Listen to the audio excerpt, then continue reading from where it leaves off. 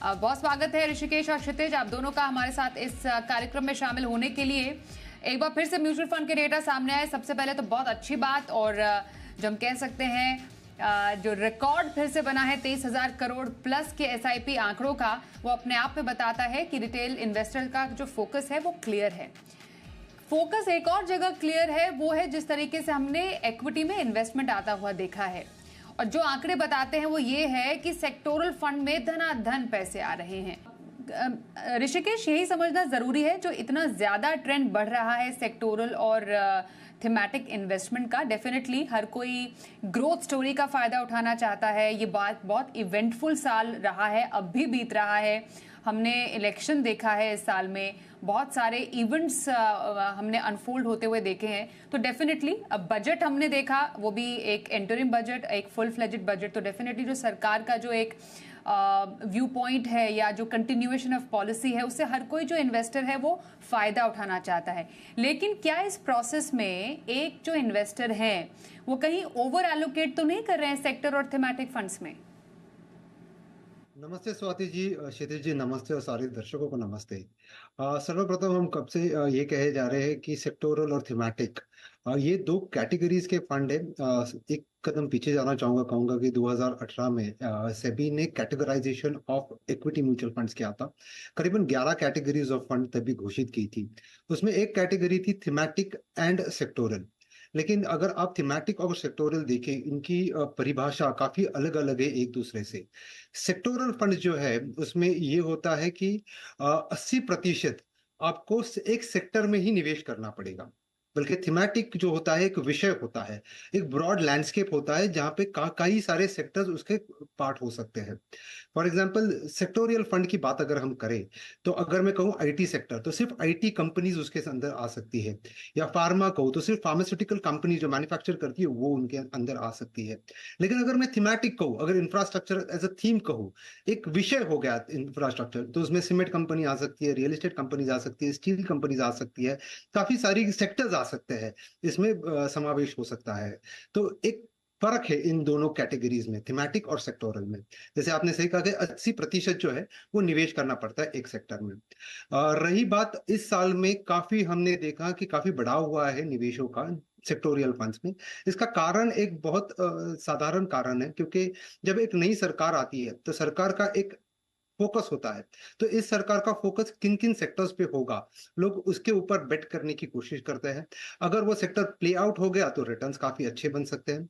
लेकिन मैं यही कहना चाहूंगा कि सेक्टोरियल फंड्स में निवेश करने से पहले, क्योंकि ये चक्रीय किस्म की निवेश ऑप्शन है, तो आपको ये देखना चाहिए एंट्री कब करोगे, एग्जिट कब करोगे। आपका निवेश और निकास जो है उसका टाइमिंग बहुत महत्वपूर्ण साबित होता है।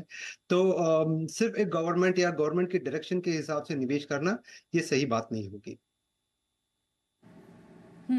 बिल्कुल। तो ऋषिकेश, यही बात समझने की जरूरत है जब एक प्रॉपर एक पोर्टफोलियो एलोकेशन की हम बात करते हैं। हमें एक स्टेबिलिटी भी चाहिए, हमें एक रिटर्न भी चाहिए, हमें एक बैलेंस पोर्टफोलियो चाहिए। डेफिनेटली सेक्टोरल थीमेटिक में पैसा बहुत आ रहा है, लेकिन हाँ, अब मल्टी कैप और फ्लेक्सी कैप फंड्स में भी अच्छा इन्वेस्टमेंट आते हुए देखा है। हालांकि large cap is still lagging behind. समझना जरूरी है अभी कि आपको एक पोर्टफोलियो एलोकेशन कैसे करना चाहिए। अगर आपको sectoral allocation through diversified equity fund ही करना है, तो वो कौन से फंड्स के थ्रू, कौन सी कैटेगरीज के फंड के थ्रू आप अचीव करने की सलाह देंगे? जी स्वाति जी, बहुत सही प्रश्न है ये, जहाँ पे सेक्टोरियल एलोकेशन जो होता है एक सेक्टर के निर्धारित होता है। लेकिन अगर आपको एक सेक्टर में निवेश करना है, समझो बैंकिंग सेक्टर में निवेश करना है, तो जरूरी नहीं कि आपने बैंकिंग सेक्टर फंड ही खरीदना चाहिए। अगर आप कोई फ्लेक्सी कैप फंड खरीदते हो, तो फ्लेक्सी कैप फंड में, जैसे मैंने कैनरा रिबो को अगर देखो, तो कैनरा रिबो को फ्लेक्सी कैप फंड में करीबन 31% फाइनेंशियल्स में है, करीबन 11% जो है इंडस्ट्रियल में है। तो एक्सपोजर फ्लेक्सी कैप फंड्स भी लेते हैं। तो अगर आपको निवेश करना है तो आप ऐसे फंड्स में निवेश करो जहां पे कोई परिसीमन ना हो किसी सेक्टर के लेके। जैसे लार्ज कैप फंड्स, आपने कहा कि यहाँ पे फ्लोज आते कम दिख रहे हैं, लेकिन लार्ज कैप जो है वो एक बहुत बेहतरीन जरिया है स्टेबिलिटी लाने के लिए। तो मेरे हिसाब से करीब 50-55% लार्ज कैप में जाना ही चाहिए। करीबन 25-30% जो है वो मिड कैप में जाना चाहिए और बचा 20-25% जो है वो स्मॉल कैप में जाना चाहिए। मार्केट कैप पे अगर खेल करोगे तो रिटर्न्स और अल्फा बनने की गुंजाइश काफी हद तक बढ़ेगी। और अगर कैटेगरीज ऑफ फंड की हम बात करें तो हमको वो कैटेगरीज का चुनाव करना है जहाँ पे अल्फा जनरेशन पोटेंशियल सबसे हाई हो। जैसे मल्टी कैप में काफी अच्छा पोटेंशियल है, फोकस इक्विटी में काफी अच्छा पोटेंशियल है, फ्लेक्सी कैप में काफी अच्छा पोटेंशियल है। तो ये सारे फंड्स के जो कैटेगरीज है, जो 11 कैटेगरीज है, वहां पे अल्फा जनरेशन प्रोबेबिलिटी सबसे हाई हो, वो कैटेगरीज का चुनाव करो और उन फंड्स में निवेश करने चाहिए मेरे हिसाब से। ओके ऋषिकेश, अब जरा समझाइए किस तरीके के जो डाइवर्सिफाइड इक्विटी फंड्स हैं आपको अच्छे लगते हैं। आपको लगता है कि हाँ, एक सेक्टर का भी इन्वेस्टमेंट ले सकते हैं और नॉट जस्ट वन सेक्टर, पर एक सेक्टर के साथ साथ बाकी सेक्टर्स का भी एक एक्सपोजर लेके थोड़ा रिस्क भी आप कम कर सकते हैं और थोड़ा डाइवर्सिफाई भी कर सकते हैं। जी स्वाति जी, अगर निवेश करना है जैसे डाइवर्सिफाइड फंड है उसी में निवेश करना चाहिए। जैसे मैंने पहले भी कहा कि कैटेगरीज जो 11 कैटेगरीज है, उन 11 कैटेगरीज में आपको ऐसे फंड्स का चुनाव करना है, ऐसे कैटेगरीज का चुनाव करना है जहाँ पे अल्फा जनरेशन कैपेबिलिटी सबसे हाईएस्ट हो। दूसरी चीज ये है कि मल्टी कैप और फ्लेक्सी कैप ये आपको काफी ज्यादा एक्सपोजर देता है काफी सारे सेक्टर्स में निवेश करने का।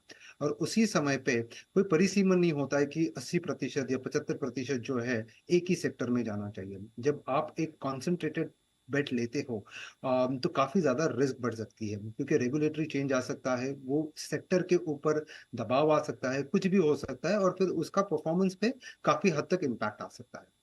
रही बात चुनाव करने की, अगर आपको थीमेटिक या फिर सेक्टोरियल फंड में निवेश करना ही है तो इन दोनों में से आपने थीमेटिक का चुनाव करना चाहिए, क्योंकि थीमेटिक फंड जो है वो काफी ओपन एंडेड होते हैं और सेक्टर स्पेसिफिक नहीं होते। जैसे मैंने पहले भी कहा कि अगर आप कंज्यूमर ओरिएंटेड फंड में डालो, ये थीम हो गई, कंज्यूमर ओरिएंटेड ये सेक्टर नहीं हुआ।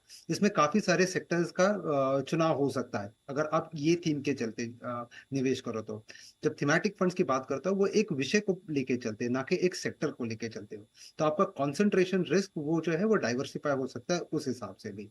तो मैं कहना चाहूंगा कि अगर आपको इक्विटी में निवेश करना है तो आप उन्हीं फंड्स में निवेश करो जहां पे अल्फा जनरेशन पोटेंशियल काफी हाई है। और अगर आपको किसी सेक्टर में करना है तो आप स्कीम लेवल पे थोड़ा अभ्यास कर लो, वहां पे आपको पता चलेगा कौन से स्कीम में किस सेक्टर में सबसे ज्यादा झुकाव है। तो उसके द्वारा आप वो सेक्टर को एक्सपोजर ले सकते हैं। उसके लिए आपको सेक्टोरियल फंड्स में निवेश करने की जरूरत नहीं है। बिल्कुल। तो एक सेक्टर की जगह एक थीम को पकड़ के चलिए। वो कोई थीम हो सकती है, कंजम्पशन थीम हो गई या फिर मेक इन इंडिया थीम है, डिजिटल इंडिया थीम है, ये कुछ ऐसी थीम्स हैं।